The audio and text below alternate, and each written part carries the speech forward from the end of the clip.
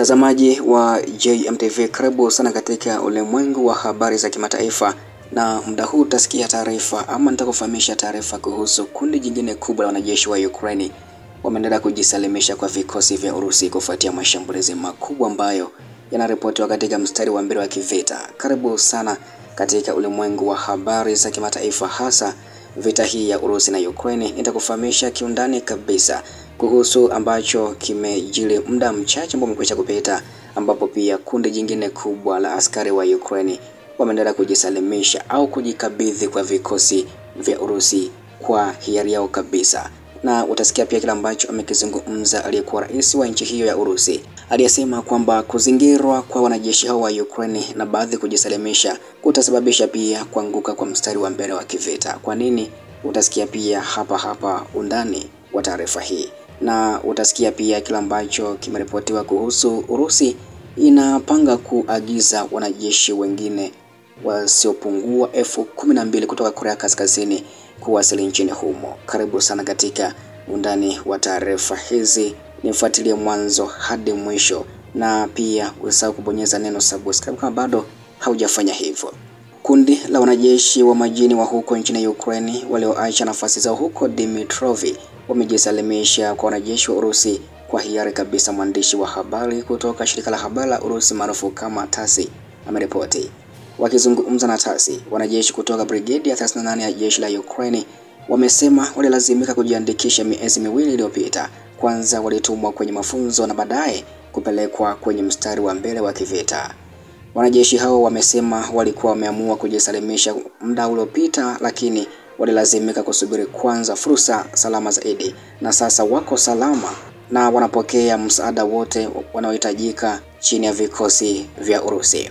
Kuzingirwa kwa vikosi vya Ukraine na wanajeshi wa Urusi kunaweza pia kusababisha kuanguka kwa uwanja mzima wa vita na hasara zaidi za eneo kwa Ukraine. Naibu mwenyekiti wa Baraza la Usalama la Urusi, aliyewahi pia kuwa rais wa nchi hiyo, anayefahamika kama Dmitry Medvedev, amesema hivyo. Kuzingirwa kwa wanajeshi kunaweza kuangusha mstari mzima wa mbele ambao unaweza kusababisha hasara mpya za eneo, ambapo katika tasnia ya nishati kuvunjika kwa mashambulizi ya Urusi kunazidi kuwa na nguvu hadi sasa. Taa bado zinawaka, lakini kuna kukatizwa. Hali ya joto ni mbaya, kiongozi huyo wa zamani wa Urusi katika nafasi ya urais amesema. Medvedev ameongeza kuwa uongozi katika Kiev umejikuta katika hali mbaya zaidi. Kila siku unaiweka katika nafasi mbaya zaidi kwenye ubao wa vita.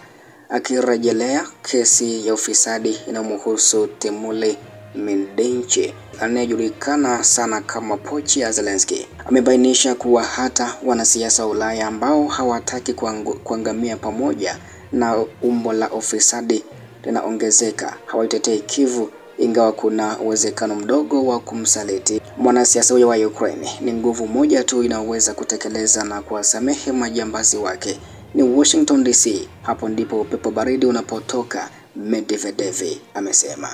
Amehitimisha kwamba uongozi wa Kiev huenda usikae madarakani kwa muda mrefu, kwani hatima yake inafanana jipu linaloanza kuota, ambapo kisu kikali cha historia tayari kimewekwa juu yake, na jipu bila shaka litapigwa mkuki wazi. Rais huyo wa zamani kutoka Urusi amesema hivyo. Kwa sasa anahudumu kama naibu mwenyekiti wa Baraza la Usalama la Urusi, Bwana Dmitry Medvedev. Pia taarifa nyingine licha ya taarifa hiyo kutoka mstari wa mbele wa kivita ni kuhusu Urusi inapanga kuagiza wanajeshi wa Korea Kaskazini au wafanyakazi wa kijeshi kutoka Korea Kaskazini, au unaweza kusema kwamba wataalamu kutoka huko Korea Kaskazini kufanya kazi katika kiwanda cha ndege ambazo hazina rubani nchini Urusi. Urusi imeripotiwa ya kuwa na wafanyakazi wachache wa kujenga ndege zake zisizo na rubani aina ya Shahedi, na idara ya ujasusi ya kijeshi ya Ukraine inasema inaitaka Korea Kaskazini pia iwasaidie katika hilo. HUR imeandika kwamba Urusi inapanga kuagiza wafanyakazi 12,000 wa Korea Kaskazini ili kutengeneza ndege zake zisizo na rubani ifikapo mwishoni mwa mwaka huu. Wafanyakazi hao wapya wanaripotiwa kuelekea kiwanda cha Urusi cha Alabuga kilichopo huko Tatarstan, ambacho hutoa matokeo mengi ya ndani ya ndege zisizo na rubani za Shahedi zilizoundwa na Iran, pia huitwa Garand. na Gebares. Kulingana na ripoti ya HUR, imesema mazungumzo ya hivi karibuni ni kati ya Urusi na kampuni ya biashara ya teknolojia ya Jihyang ambayo ni kampuni ya mbele ya Green Pine. Green Pine ni kitovu cha biashara ya silaha ya Korea Kaskazini, ikiwa ni pamoja na mauzo ya nje ya makombora ballistic, na imekuwa chini ya vikwazo vya Marekani tangu 2010 kwa kusaidia mpango wa nyuklia wa Korea Kaskazini. Urusi pia bado inaonekana kama kudanganya na kuwateka nyara wafanyakazi kwa ajili ya mashine yake ya vita kutoka kote ulimwenguni, hasa Afrika na Asia ya Kati, ambapo Interpol inachunguza ripoti za biashara haramu ya binadamu nchini Botswana. Lakini hata kabla ya vita, Urusi kihistoria imekuwa ikitegemea wafanyakazi kutoka nje ambao mara nyingi huitwa Gastarbeiter kwa kazi ngumu, hasa katika mashariki ya mbali ambapo idadi ya watu wa Urusi inakabiliwa na viwango vya chini vya kuzaliwa na matumizi mabaya ya dawa za kulevya, na wafanyakazi wa Korea Kaskazini ni maarufu sana. Ikiwa imeajiriwa kupitia mikataba inayolipa serikali ya Korea Kaskazini, Urusi pia inafaidika na utawala wa kiimla na umaskini wa jirani yake.